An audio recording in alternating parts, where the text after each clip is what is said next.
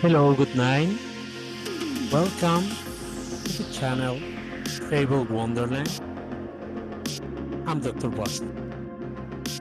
And today I'm going to read to you the fable with the title The Trans Person Who Hit Their Head. A trans person had an accident. They hit their head hard. That impact, for some strange reason, altered the neural cells in their thalamus, causing only their sensory impulses to increase absolutely.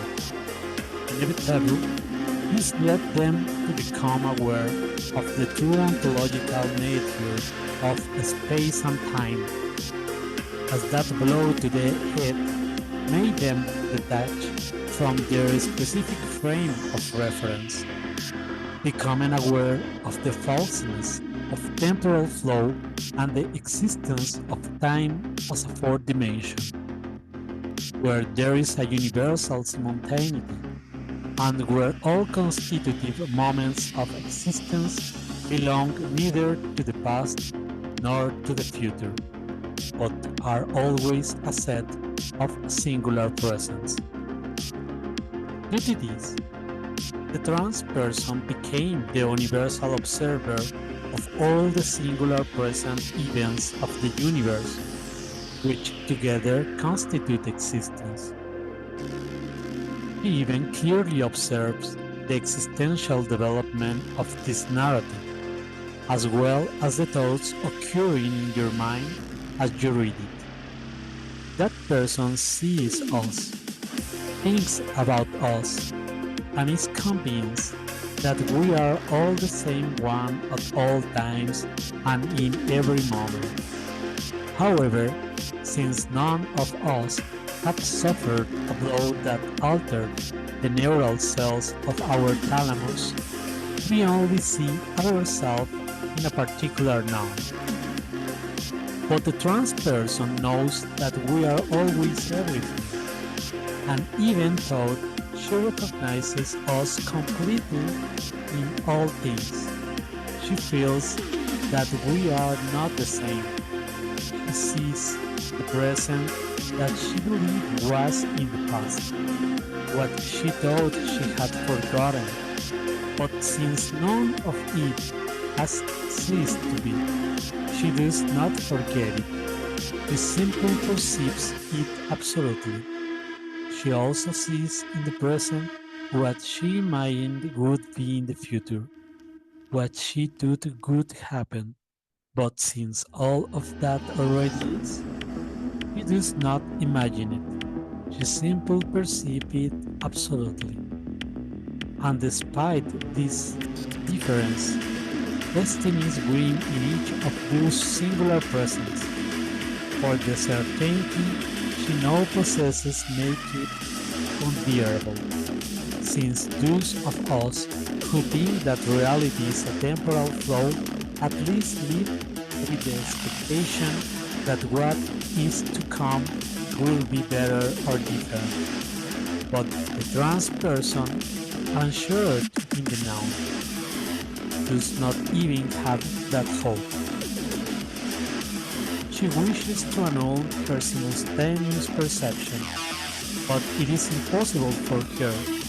She knows in advance that she will commit suicide by throwing herself out of the window of her apartment. She yearns for that moment, but despite the fact that the blow to her thalamus has only heightened her sensory perception, allowing her to see all singular presence, her body remains anchored here, in her frame of reference, condemned to wait for each moment to take its turn in the present. Thus, she is condemned to wait for the moment of her suicide, which already is, to take its turn in the present.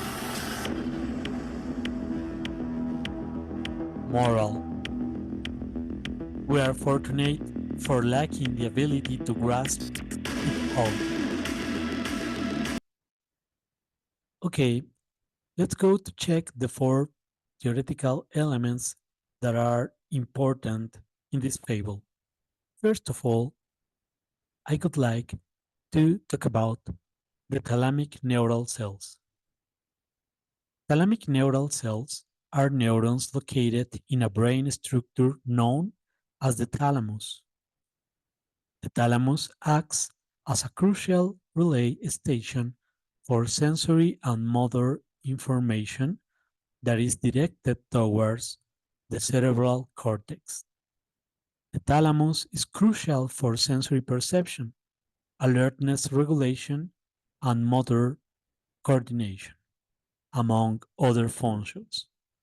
In our fable, the thalamus of the trans person is altered by a blow to the head, which fictively expands their perceptual range, thus distorting their usual conception of time and space. Point number two, the specific frame of reference. The term specific reference framework refers to the set of assumptions, beliefs, and perspectives through which a person interprets and understands reality. In this context, the specific reference framework is related to how a person perceives space and time. The event that happens to the trans person, the blow to the head, causes them to break free from the pre-existing mental limitation or structures through which they understood space and time. In other words, it breaks with their habitual way of perceiving reality. By shedding their specific reference framework, the person comes to question or reject the conventional view of time as a linear flow from the past to the future. This suggests a more complex and multidimensional understanding of time, in which time is not seen simple as a line of successive moments, but as a dimension where all moments exist simultaneously. In this new perception, all moments of existence are considered to be present simultaneously, rather than being distributed into a separated past and future. Point number three, eternalism. Eternalism is a metaphysical theory about the nature of time that holds that the past, present, and future are equally real. In other words, all moments in time, not just the present, have a concrete and objective existence. This view contrasts with presentism, which asserts that only the present is real. According to eternalism, all events and objects exist at some point in time. The past has not ceased to exist, nor has the future ceased to be possible. Instead, all temporal moments coexist in some way. Eternalism allies with the idea that time is a dimension similar to space in relativity theory. In this view, space-time's forms are fabric where all events are fixed in a block of four dimensions, and each moment in time is as real as any location in space.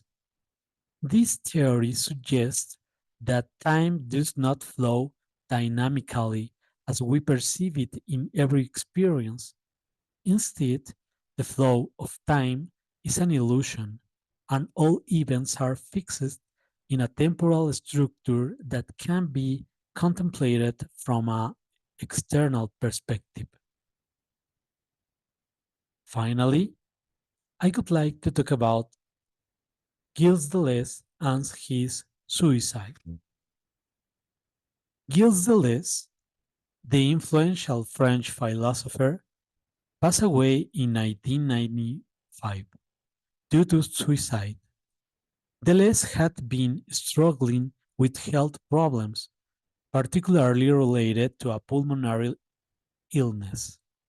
His decision to end his life has been the subject of speculation and discussion in the context of his work and philosophy. Deleuze's suicide has been interpreted by some as an act reflecting his philosophical ideas about life desire and resistance to suffering.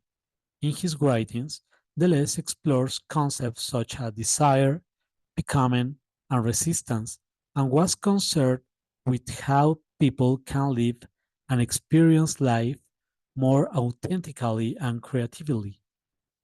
Several of Deleuze's ideas about time and space can be related to the ideas of space and time mentioned in the fable, inviting the reader to draw that connection on their own. Well, I hope you enjoy this fable. I hope you support me by subscribing to the channel and liking the video. Here we have a brief bibliography. Okay, that's all for today, and I'll see you next week with another amazing and very interesting fable on your channel, Fable Wonderland. See you soon. Goodbye.